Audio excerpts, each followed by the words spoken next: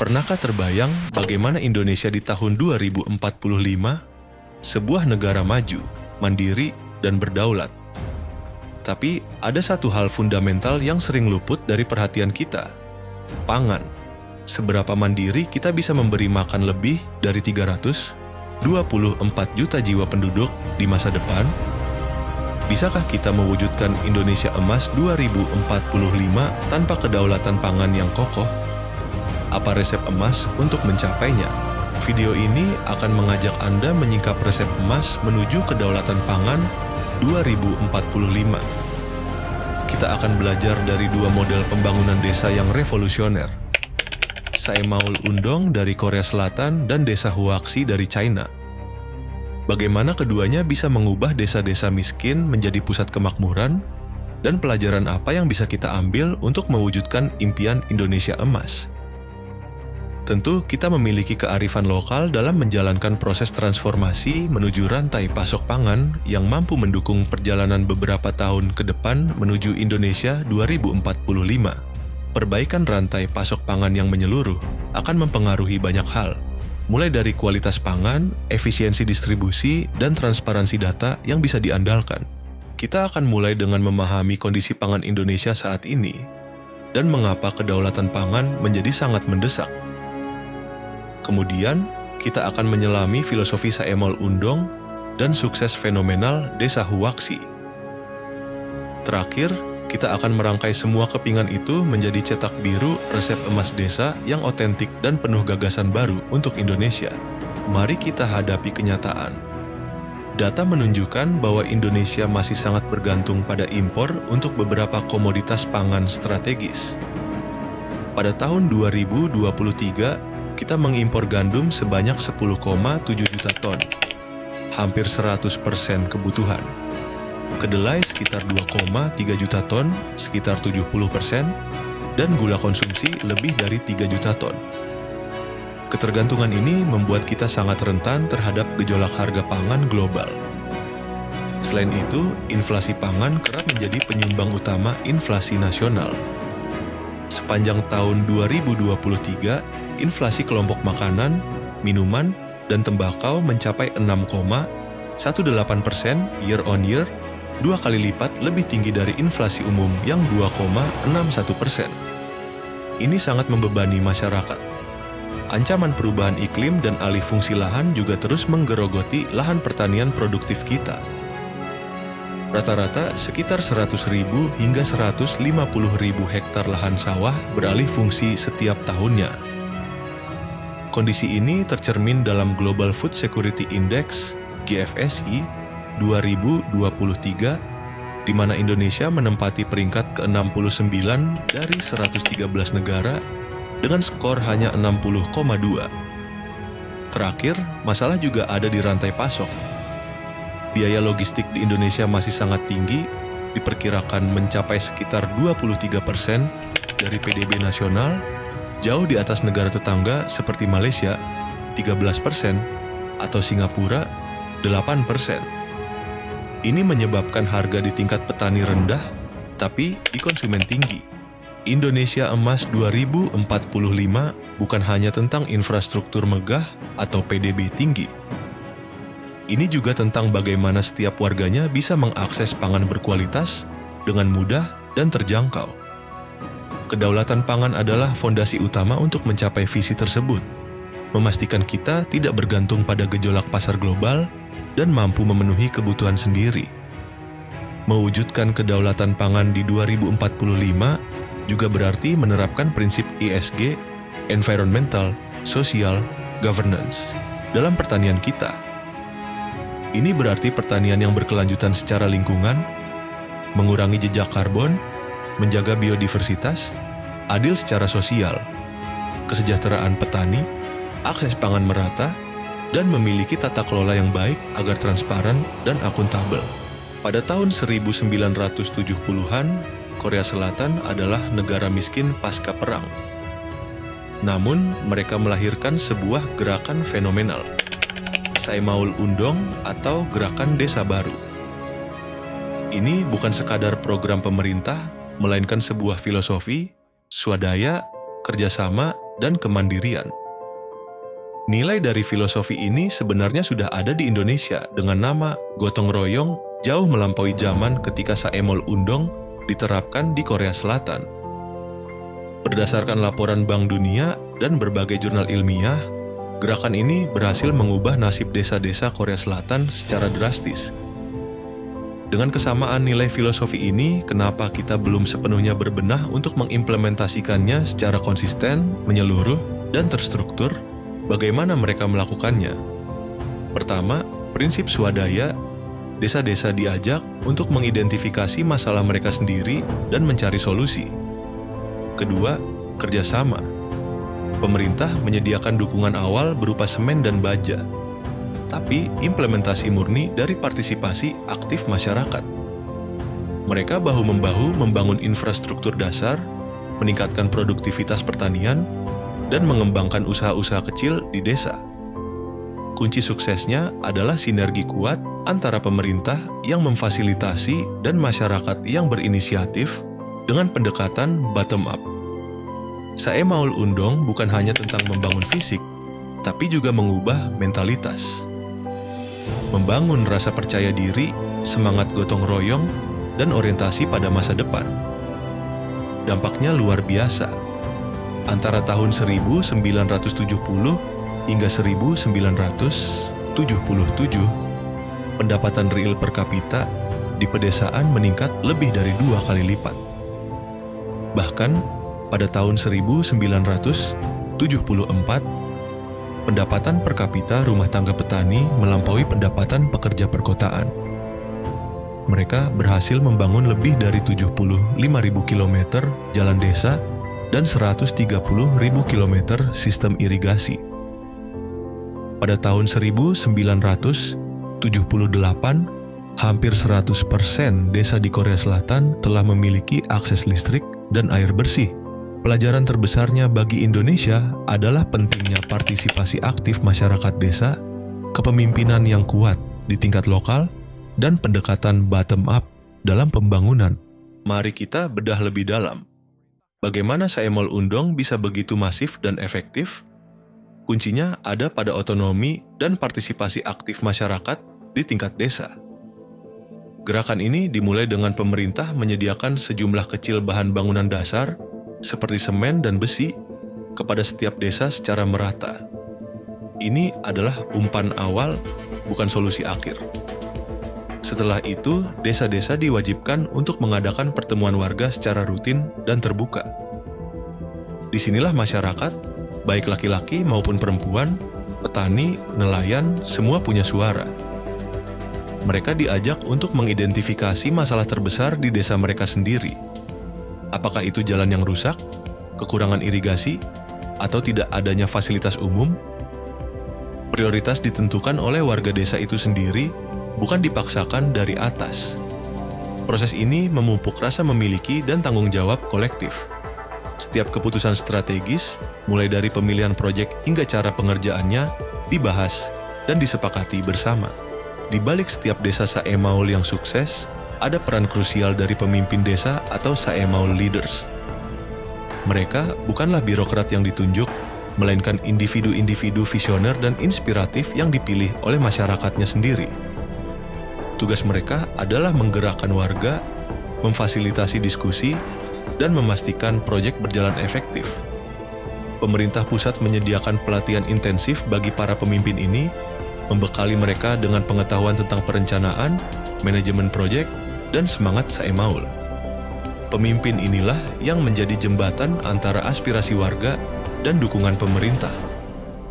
Mereka juga mendorong inovasi lokal, seperti pengenalan varietas benih baru, teknik pertanian yang lebih efisien, atau diversifikasi usaha ke kerajinan tangan. Salah satu aspek paling brilian dari Saemol Undong adalah mekanisme penilaian kinerja desa yang transparan dan kompetitif. Pemerintah secara berkala mengevaluasi kemajuan setiap desa berdasarkan indikator yang jelas. Tingkat partisipasi masyarakat, keberhasilan proyek yang disepakati, peningkatan pendapatan desa, dan semangat swadaya. Desa-desa dibagi menjadi 3 kategori: desa basic, dasar, self-sufficient, swasembada, dan developing, berkembang. Desa yang menunjukkan kinerja luar biasa dan mencapai target tertentu akan mendapatkan tambahan anggaran yang signifikan dari pemerintah. Ini bukan sekadar penghargaan, tetapi insentif langsung untuk melanjutkan momentum pembangunan. Misalnya, desa yang berhasil mencapai status swasembada akan mendapatkan alokasi dana lebih besar untuk proyek-proyek yang lebih ambisius. Mekanisme ini memicu kompetisi sehat antar desa dan mendorong mereka untuk terus berinovasi dan bekerja lebih keras. Desa-desa yang berkinerja paling baik dan menjadi juara ini tidak hanya menikmati keuntungan finansial. Mereka juga dijadikan desa model atau desa percontohan. Pemerintah memfasilitasi kunjungan studi banding dari desa-desa lain ke desa-desa teladan ini. Petani dari desa basic bisa belajar langsung dari petani di desa swasembada tentang praktik pertanian terbaik, manajemen koperasi, atau cara membangun infrastruktur. Konsepnya adalah belajar dari yang terbaik. Ini bukan hanya teori, tapi praktik langsung. Mekanisme ini memastikan bahwa keberhasilan tidak hanya terjadi di satu atau dua tempat, tetapi direplikasi secara masif dan konsisten di seluruh pelosok negeri. Para pemimpin desa dari desa teladan juga sering diundang untuk berbagi pengalaman dan tips sukses mereka. Sistem ini menciptakan siklus positif di mana keberhasilan menjadi inspirasi dan model bagi desa-desa lain, sehingga menjaga konsistensi percontohan dan performance. Meskipun era puncak Saemol Undong telah berlalu seiring Korea Selatan menjadi negara maju, filosofi dan mekanismenya tetap relevan. Saemol Undong kini menjadi model pembangunan pedesaan yang dipelajari dan diadaptasi oleh banyak negara berkembang di seluruh dunia, termasuk di Afrika dan Asia Tenggara. Ini membuktikan bahwa resep pembangunan desa yang melibatkan partisipasi aktif, insentif berbasis kinerja, dan semangat kemandirian adalah kunci universal untuk kemajuan. Lantas, bagaimana semua pelajaran berharga ini bisa kita terapkan di Indonesia dengan kondisi dan tantangan kita yang unik? Jika Saemol Undong adalah filosofi yang menyebar luas, maka desa Huaxi di Cina adalah studi kasus ekstrem tentang bagaimana sebuah desa bisa menjadi desa terkaya di Cina.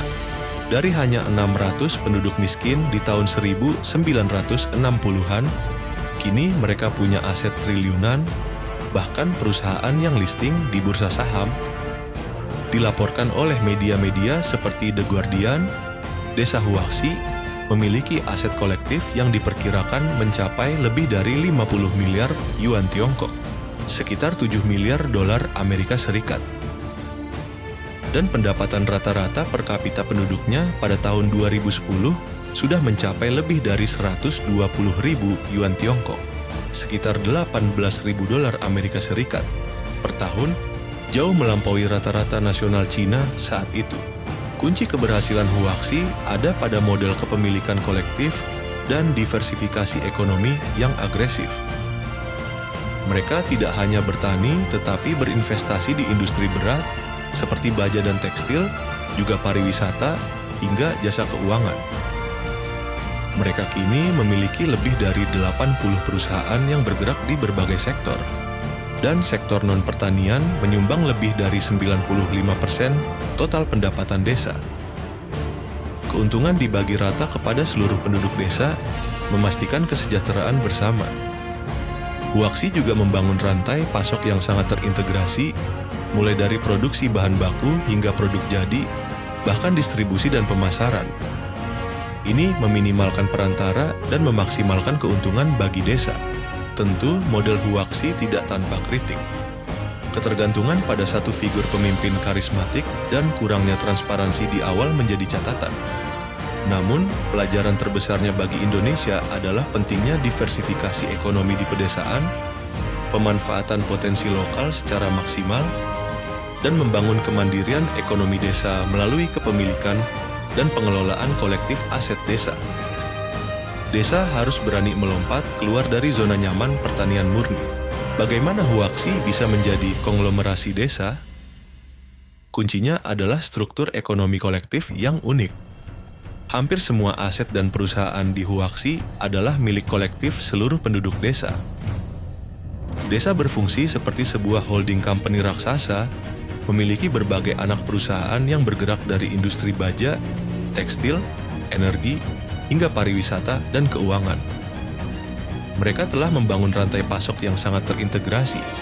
Misalnya, mereka memiliki pabrik baja sendiri yang bahan bakunya diimpor dan hasilnya digunakan untuk konstruksi di desa atau dijual.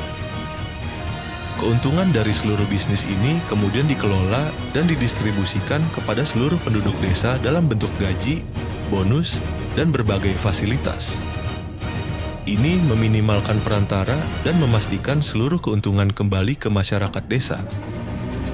Transparansi dan akuntabilitas dalam pengelolaan aset kolektif menjadi krusial di sini. Salah satu inovasi terbesar Huaxi adalah bagaimana mereka secara efektif memutar balik fenomena urbanisasi. Pemerintah lokal yang dipimpin oleh partai dan didukung penuh oleh pemerintah daerah memiliki seluruh kebijakan yang pro kemajuan desa. Daripada membiarkan kota menarik talenta dan sumber daya dari desa, Huaxi membangun sebuah ekosistem di mana desa itu sendiri menjadi pusat pertumbuhan ekonomi dan kualitas hidup yang setara, bahkan melampaui kota-kota besar. Mereka berinvestasi besar-besaran dalam infrastruktur, pendidikan, dan fasilitas kesehatan berkualitas tinggi di desa. Setiap keluarga di Huaxi mendapatkan rumah mewah gratis, akses ke pendidikan berkualitas, layanan kesehatan, bahkan mobil. Kebijakan ini menciptakan daya tarik yang sangat kuat, membuat masyarakat enggan pindah ke kota, bahkan banyak yang dulunya pergi kini kembali. Inilah resep rahasia Huaxi yang paling menarik bagi Indonesia. Bagaimana mereka membuat kaum muda bersemangat dan berkomitmen penuh untuk memajukan desa dengan tinggal dan bekerja di sana. Desa Huaxi menawarkan benefit yang luar biasa, pendapatan yang sangat tinggi, jaminan masa depan yang kokoh, dan lingkungan pedesaan yang baik. Pendapatan rata-rata per kapita penduduk Huaxi, seperti yang kita bahas sebelumnya, jauh di atas rata-rata nasional Cina. Selain itu, mereka mendapatkan jaminan kesehatan, pensiun, dan bahkan tunjangan perumahan. Ini bukan sekadar gaji, tapi paket kesejahteraan komprehensif. Kaum muda tidak perlu lagi pergi ke kota untuk mencari pekerjaan atau masa depan yang lebih baik. Mereka bisa bekerja di pabrik-pabrik canggih di desa mereka sendiri, mengelola bisnis pariwisata, atau mengembangkan teknologi pertanian. Lingkungan yang asri, komunitas yang erat, namun dengan fasilitas dan pendapatan setara kota, menjadikan Huaxi magnet bagi kaum muda. Ini adalah fenomena pembalikan arus yang patut kita pelajari. Keberhasilan Huaxi tidak lepas dari kepemimpinan visioner dan otoritatif yang kuat. Mereka memiliki visi jangka panjang dan keberanian untuk mengambil keputusan strategis yang tidak populer namun berdampak besar, seperti mengalihkan fokus dari pertanian ke industri berat. Meskipun ada kritik tentang gaya kepemimpinan ini, tidak dapat dipungkiri bahwa kecepatan pengambilan keputusan dan kemampuan adaptasi terhadap perubahan pasar adalah kuncinya. Desa ini tidak takut bereksperimen dengan model bisnis baru, bahkan berinvestasi di luar sektor tradisional, menunjukkan kemampuan adaptasi yang luar biasa terhadap dinamika ekonomi global. Dari Huaxi, kita belajar bahwa desa bukan hanya lumbung pangan atau tempat bertani. Desa bisa menjadi pusat pertumbuhan ekonomi multifaset, tempat di mana industri, pariwisata, dan bahkan teknologi bisa berkembang pesat. Ini menuntut kita untuk mengubah paradigma. Desa bukan lagi objek, pembangunan yang pasif menerima bantuan, melainkan subjek yang aktif menciptakan kemakmuran dan kesejahteraan. Bagaimana kita bisa mendorong kepemilikan kolektif, diversifikasi ekonomi, dan kebijakan pro-desa di Indonesia agar kaum muda kita bersemangat membangun masa depan di desa sendiri? Inilah pertanyaan besar yang akan kita jawab di sesi terakhir, yaitu resep emas desa untuk Indonesia. Dari Sae Maul Undong, kita belajar tentang mentalitas swadaya, gotong royong, dan partisipasi aktif. Dari Huaxi, kita melihat potensi diversifikasi ekonomi desa, integrasi rantai pasok, dan pengelolaan aset secara kolektif untuk kesejahteraan bersama. Bagaimana kita merangkai ini untuk Indonesia? Untuk mewujudkan resep emas desa, kita butuh 1. Pemberdayaan BUMDes. Transformasi BUMDes menjadi lokomotif ekonomi desa yang profesional dan mandiri. Per akhir 2023, tercatat ada lebih dari 10.000 badan usaha milik desa aktif. Namun hanya sekitar 20% yang tergolong maju. Kita harus mendorong agar lebih banyak BUMDes menjadi pengelola aset kolektif dan berinvestasi di sektor pangan, bukan hanya pasif. 2. Akses teknologi dan inovasi. Memperkenalkan teknologi pertanian modern, smart farming, dan bibit unggul yang adaptif terhadap perubahan iklim. Penggunaan drone untuk pemetaan lahan dapat mengurangi biaya survei hingga 70%, dan sensor tanah dapat meningkatkan efisiensi penggunaan air hingga 30%. 3. Penguatan literasi digital dan finansial petani. Membekali petani dengan pengetahuan pasar, akses permodalan digital, dan manajemen risiko. Tingkat literasi keuangan masyarakat pedesaan masih sekitar 40-50%, perlu ditingkatkan untuk akses modal yang lebih baik. Keempat, kebijakan yang mendukung keberlanjutan dan ESG. Pemerintah harus memberikan insentif bagi praktik pertanian berkelanjutan dan menjamin pasar bagi produk pangan lokal.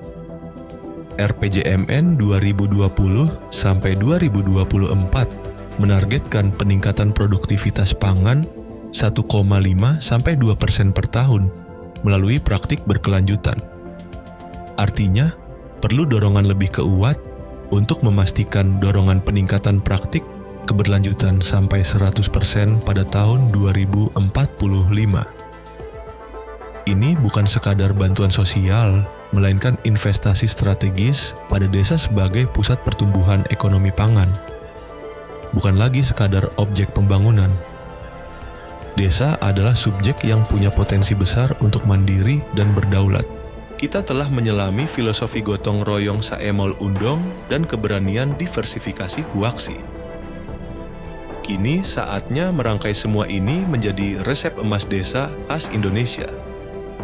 Ini bukan sekadar checklist, tapi sebuah ekosistem yang saling terhubung. Ada 4 pilar utama yang harus berjalan selaras.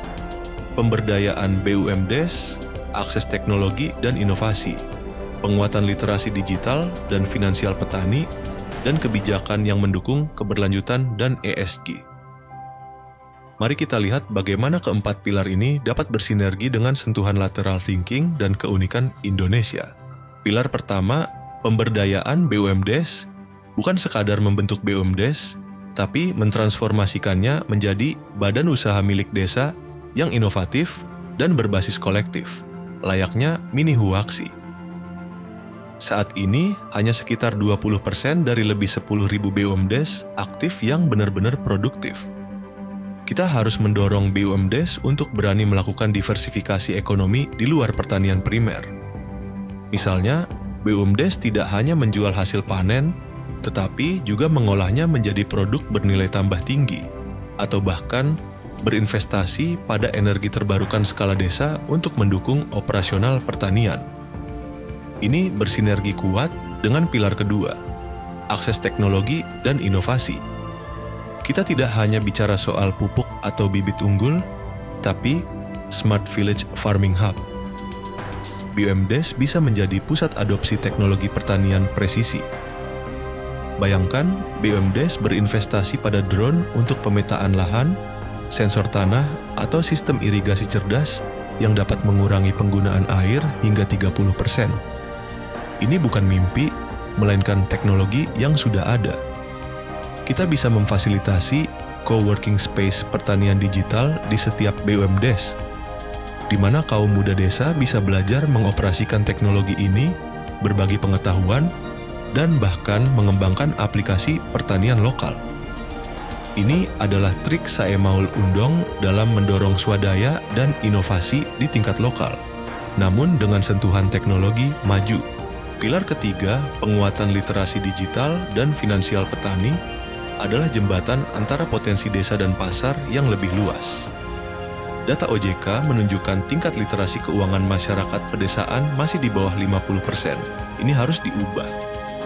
BUMDes sebagai pusat ekonomi desa dapat menyelenggarakan program Desa Melek Digital dan Finansial. Ini akan menjadi program terpadu seperti pelatihan Saimaul Undong, namun berfokus pada keterampilan abad ke-21. Petani akan diajarkan cara menggunakan platform e-commerce untuk menjual produk langsung ke konsumen, memotong rantai pasok yang panjang. Mereka akan belajar memanfaatkan fintech untuk akses permodalan mikro digital yang cepat dan mudah, atau bahkan platform crowdfunding untuk proyek pertanian inovatif. Literasi finansial juga akan mencakup manajemen risiko, perencanaan keuangan, dan investasi.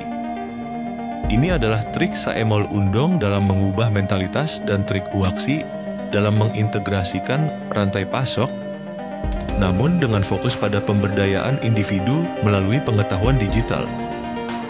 Tujuannya agar petani tidak lagi buta pasar dan buta finansial, melainkan menjadi pelaku ekonomi yang cerdas dan mandiri. Pilar keempat, kebijakan yang mendukung keberlanjutan dan ESG, adalah fondasi yang memungkinkan ketiga pilar lainnya tumbuh subur.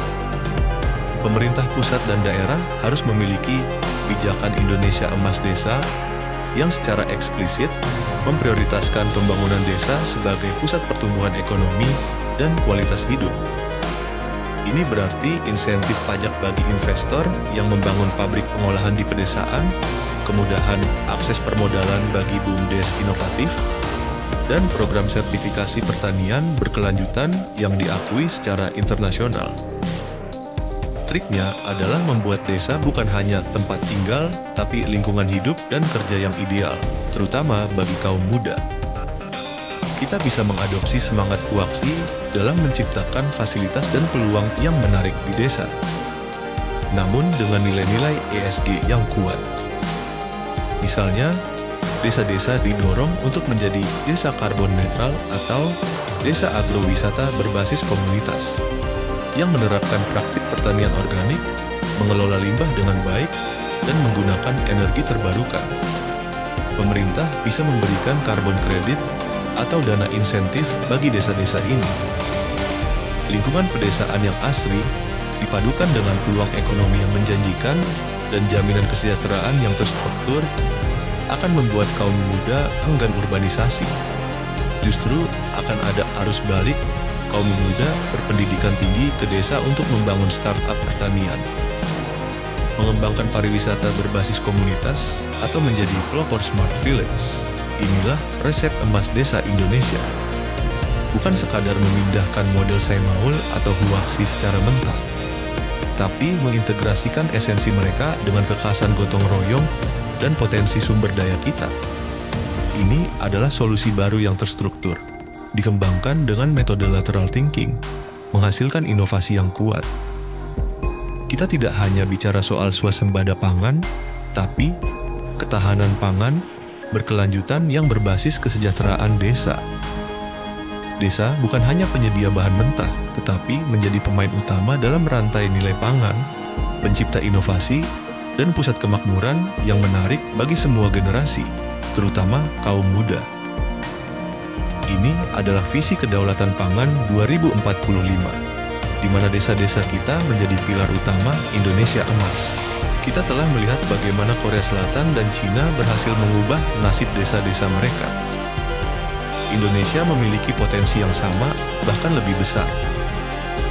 Dengan semangat gotong royong, inovasi, dan keberanian mendiversifikasi ekonomi, desa-desa kita bisa menjadi benteng kedaulatan pangan, mewujudkan Indonesia Emas 2045. Kedaulatan pangan 2045 bukan hanya tanggung jawab pemerintah, tapi kita semua. Apa yang bisa kita lakukan? Mulai dari mendukung produk petani lokal, berinvestasi di sektor pertanian berkelanjutan, hingga aktif mengadvokasi kebijakan yang berpihak pada desa. Mari bersama wujudkan resep emas desa ini. Karena kedaulatan pangan adalah kunci menuju Indonesia Emas 2045 yang mandiri, makmur, dan berdaulat. Jangan hanya jadi penonton, jadilah bagian dari solusi.